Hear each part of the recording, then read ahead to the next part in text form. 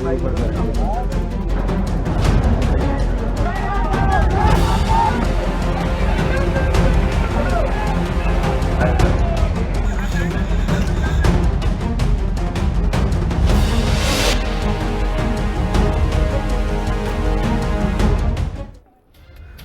बहुत स्वागत आपका हिंदी खबर में। मैं हूं आपके साथ सुनील सिंह गौरव। उत्तर प्रदेश के इटावा में हुए कथावाचक वाले विवाद पर उत्तर प्रदेश के राजनीतिक गलियारे में हलचल तेज है। अब इस मामले को यादव बनाम ब्राह्मण का रूप दिया जा रहा है। इस घटना के हर पहलू को देखने के बाद आपके मन में सवाल होगा कि शुद्ध रूप से ये मामला बदसलूकी और फरेब का है, तो फिर इस पर सियासी रोटियां क्यों सेकी जा रही हैं? दरअसल यूपी और बिहार उत्तर भारत में दो ऐसे राज्य हैं जहां की राजनीति शुद्ध रूप से जाति के आसपास ही घूमती है। बिना जाति की चर्चा के यहां की राजनीति अधूरी है। ऐसे में इस घटना को जातीय समीकरण से जोड़कर देखा जा रहा है। 2027 की पिच तैयार करने की बात कही जा रही है। तो सबसे पहले इस पूरे घटनाक्रम को लेकर उत्तर प्रदेश का जातीय गणित समझने की कोशिश करेंगे।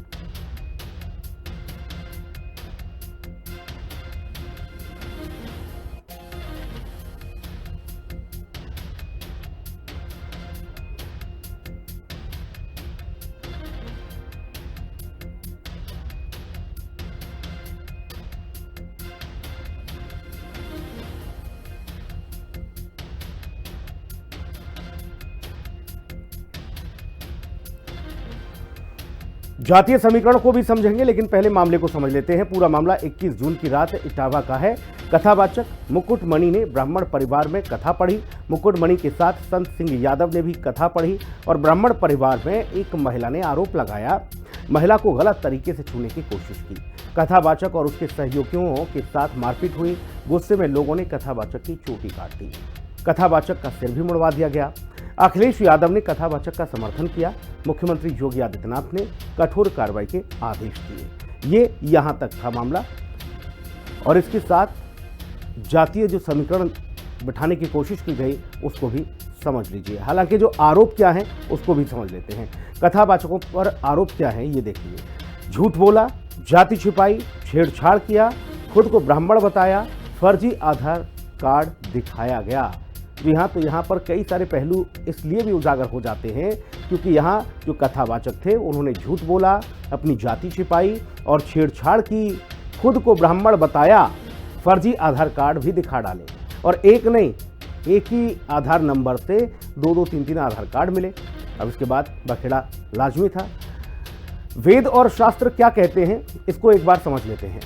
वेद ज्ञान को सर्वोपरि मानते हैं, वर्ण को नहीं।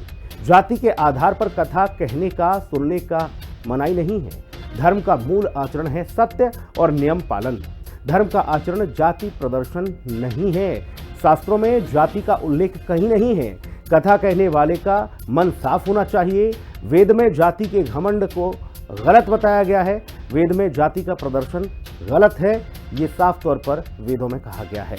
लेकिन यहाँ मसला कुछ और ही निकला।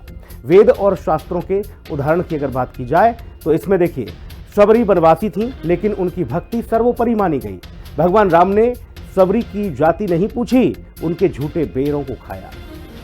श्री कृष्ण और सुदामा, अब इसमें आप देखिए, भगवान श्री कृष्ण को यादव कहा जाता है और सुदामा ब्राह्मण थे, और दोस्ती की मिसाल जब दी जाती है तो श्री कृष्ण और सुदामा से बढ़ के किसी की नहीं। श्री कृष्ण ने सुदामा के पांव तक धोए थे। तो जाति पर क्यों महाभारत जारी है ये भी समझते हैं। और जाति न पूछो कथावाचक की, इसको देख लीजिए। साधु संत जो कि दलित और यादव थे, इसको लेकर हम आपको बताते हैं कि लोमहर्षण जी महाराज जी, उनकी जाति देखिए। महर्षि वेदव्यास को आप देखिए, व्यास को आप देखिए और प्रहलाद को आप देखिए। कभी यहाँ पर जाति का कहीं किसी तरह से कोई जिक्र नहीं है। सिर्फ ये कहा गया है कि कितनी भक्ति उन्होंने प्रभु की है, ईश्वर की है, भगवान की है, उसके आधार पर उन्हें भी आज पूजा जाता है। उत्तर प्रदेश में 2 जातियां हैं। अब इसको समझ लेते हैं। देखिए, जो जातियों की संख्या है वो कितनी भारी है उसमें देखिए। उत्तर प्रदेश में 2 जाति कितनी भारी, आबादी हम बता रहे हैं और विधायक बता रहे हैं कि आखिरकार किसके कितने विधायक हैं। ब्राह्मणों की बात की जाए तो ब्राह्मणों की आबादी 11 से 12% तक उत्तर प्रदेश में मानी जाती है और ब्राह्मणों के जो विधायक हैं वो 52 हैं। यादवों की जो आबादी है वो 10% के करीब है, उसमें यादवों के जो विधायक हैं वो 27 हैं। तो यहाँ अनुपात देखिए, इसलिए ये भी कहा जा रहा है कि यादव और ब्राह्मण अगर करने की कोशिश की जाएगी, इसके आधार पर जातीय गणित सेट किया जाएगा, तो इसमें जो भी पार्टी ऐसा करेगी उसे भारी नुकसान हो जाएगा। उत्तर प्रदेश में विधायकों की जाति का गणित, जी हाँ, ब्राह्मण विधायक, यादव विधायक 52 और 27, ये देखिए। यही हम लगातार आपको बता रहे हैं कि अगर यादव और ब्राह्मण करने की कोशिश की गई इस पूरे विषय को, तो जो पार्टी इसमें इस तरह का रंग खेलने की कोशिश करेगी उसका चुनाव में रंग भंग हो जाएगा। क्योंकि अगर वो यादवों के साथ पूरी तरह से सटती दिखती है जो पार्टी, तो जाहिर तौर पर ब्राह्मण नाराज होंगे और ब्राह्मणों के साथ अगर वो चली जाती है तो यादव भी कुंठित होंगे, नाराज होंगे। ऐसे में जो समानता वाला समीकरण है उस पर न चलते हुए समाजवादी पार्टी ने इसे कह दिया ये पीडीए पर हमला है, और वही समाजवादी पार्टी कह रही है इसे पीडीए पर हमला, जो कि विधानसभा अध्यक्ष में नेता विपक्ष की जब बात आती है कि विधानसभा में कि नेता विपक्ष कौन बनेगा, तो वो अगड़ी जाति से माता प्रसाद पांडे को यानी ब्राह्मण को नेता विपक्ष बनाते हैं। आज उत्तर प्रदेश में जिस मुद्दे पर सियासत थमने का नाम नहीं ले रही है और माना जा रहा है कि आने वाले 2027 के चुनाव में ये मुद्दा अहम बनने वाला है, इसी मुद्दे पर ब्राह्मण और यादव समाज क्या कहता है, हिंदी खबर ने ग्राउंड जीरो पर इसे जानने की कोशिश की और इटावा और औरैया में ग्राउंड रिपोर्ट हम आपके लिए लेकर आए हैं। इटावा से यादवों तो वहीं औरैया से ब्राह्मणों की बात हमने आप तक पहुंचाने की कोशिश की है और जाना है कि यादवों की पिटाई पर आखिर वो क्या कहते हैं।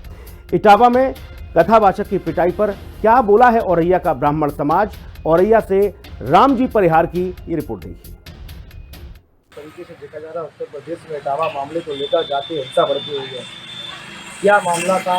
कथावाचक मुकुट यादव के साथ जो भी घटना घटित हुई, उनके सहयोगी संत कुमार इस घटना घटित हुई, इस घटना के बारे में आज हम जहाँ पर ये रहते थे यही उनका मकान है, इसी मकान में वो रहते थे। फिलहाल अभी यहाँ पर वो मौजूद नहीं है, वो उनसे बात किया सके। नहीं, यहाँ पर कुछ लोग हैं, उनसे बात करेंगे कि जिस तरीके की वहाँ घटना हुई है इसको लेकर उन लोगों का क्या कहना है।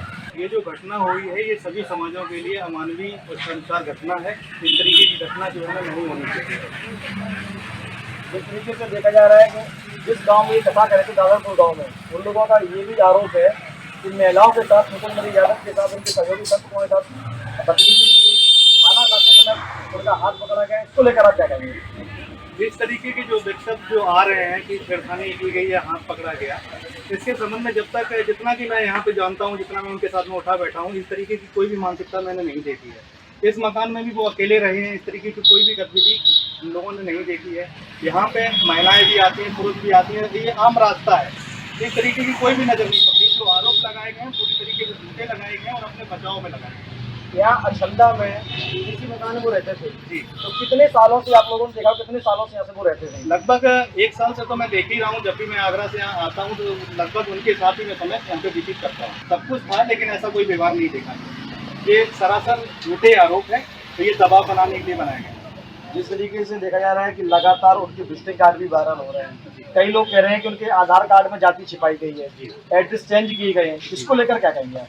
ये जो जहाँ तक उनका कार्ड का सवाल है तो उनका गुरु का नाम लिखा हुआ है, प्रभात जी जो क्या लिखा हुआ है उनका जो अग्नोत्री, प्रभात अग्नोत्री लिखा हुआ है, जो उनके गुरु का लिखा हुआ है। उनके धाम का नाम अपना भी लिखा हुआ है, तो इससे ये स्पष्ट नहीं होता कि ये अग्नोत्री है। दूसरी बात आधार कार्ड पे आती है तो हो सकता है आधार कार्ड में कोई त्रुटि हो गई, उनको संशोधन कराया हो, उन्होंने अपना एफिडेविट दिया हो और अपना मुकुट सिंह अपना संशोधन करा लिया हो, तो ये कोई ऐसा फॉल्ट नहीं है। जो करंट का जो आधार कार्ड है उसको ही सही माना जाए। किसी जाति विशेष व्यक्ति वर्ग का हो और यदि वो कथावाचक है तो मेरी नज़र में सम्मान पाने का अधिकार है। और मैं समझता हूँ जो ये घटना हुई है वो सब समाज के लिए अच्छी नहीं है, इससे अच्छा संदेश भी नहीं जाएगा। तो मैं तो यही कहूँगा कि इसकी पुनरावृत्ति न हो, तो कानून के माध्यम से पीड़ित को न्याय मिले और मैं ऐसी ही कामना करता हूँ। जिस तरीके से देखा जा रहा है कई लोग ये भी कहते हैं कि एक मामला जो है वो राजनीति की तरफ से तूल पकड़ता हुआ नजर आ रहा है। इसमें अन्य पार्टियां जो है राजनीति कर रही हैं। क्या मुकुट यादव जी राजनीति संपर्क रखते थे? जी बिल्कुल। इस घटना को लेकर इटावा वाले में कथावाचक जी के मामले में क्या कहना चाहेंगे आप? हम जब आते साथ दिन मेरे आते जाते थे छल्ला में, हम 7 साल तक देखते बढ़िया आदमी थे, वो कौन बेटी के ब्रदर थे, कथऊ मेरे यहाँ पहुँची से बाड़ी कोई जो गलत छोपो लगाओ हो उनको। इस समय हम इटावा जनपद के थाना बकेवट क्षेत्र के दादरपुर में मौजूद हैं। के अंदर जो लोग यहाँ पर घुस गए थे, उसके बाद एक बड़ा बवाल हुआ था, पुलिस पर हमला किया गया था, ब्राह्मणों से उनकी जाति पूछी गई थी, जिसको लेकर आज हम दोबारा यहाँ गांव में पहुँचे हैं और गांव के लोग यहाँ पे मौजूद हैं। मैं उनसे जानूंगी। तो घटना यहाँ जो होने वाली थी, जो हो जाती, वो तो बाबा का प्रशासन यहाँ था, इस वजह से कोई समस्या यहाँ नहीं हो पाई। नहीं वरना यहाँ नरसंहार की नौबत आ जाती। शायद जो आप लोग यहाँ आज खड़े हो, शायद आप लोगों को लिए भी यहाँ खड़ा होना बड़ा मुश्किल होता। जो इंसान अगर प्रशासन को चैलेंज कर सकता है, जो आई रेजिमेंट अगर मतलब सीओ साहब को मतलब चैलेंज कर सकती है, जल्दी हम निकल जाएं, कहीं ना कहीं आप समझ सकते हैं कि कितना बड़ा मतलब उनका सिस्टम था। अगर शायद वो गाँव के अंदर आते तो पता नहीं क्या होता है। जाति पर जो बवाल किया जा रहा है, ब्राह्मणों की जाति पूछी जा रही है, इस पर क्या कहना है? नहीं तो यही चीज तो समझ में नहीं आ रही, इसे जातिवाद का मुद्दा दिया क्यों जा रहा है?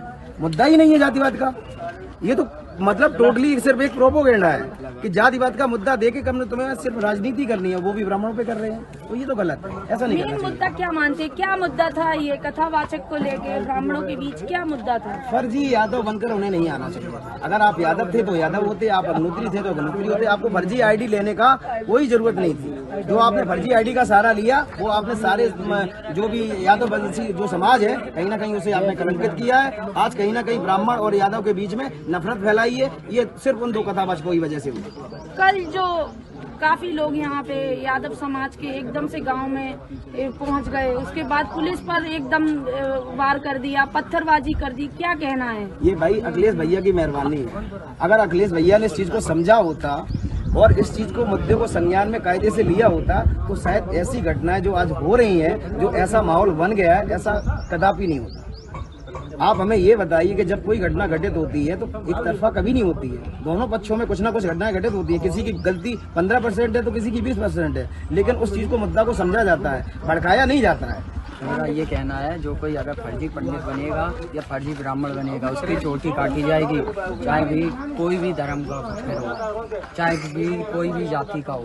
बराबर यहाँ पे पुलिस जो है वो अपनी यहाँ पे ड्यूटी दे रही है। यहाँ पे पीएससी के जो जवान हैं, उनकी कई गाड़ियाँ जो हैं वो गाँव में अंदर बराबर यहाँ पर आई हुई हैं, गाड़ियों से बाहर से मंगाई गई हैं। बराबर जिला प्रशासन इस बात को लेकर उत्तर प्रदेश के मुख्यमंत्री जी से बराबर बातचीत कर रही है, पूरी इस बारे में पूरी जानकारी दे रहे हैं यहाँ के आला अधिकारी। और आप देख सकते हैं गांव के लोग जो हैं अब अपने आप को मतलब सुरक्षित महसूस कर रहे हैं, क्योंकि यहाँ पर जो जिला प्रशासन है वो बराबर तैनात है। रिपोर्ट चंचल दुबे, हिंदी खबर, इटावा।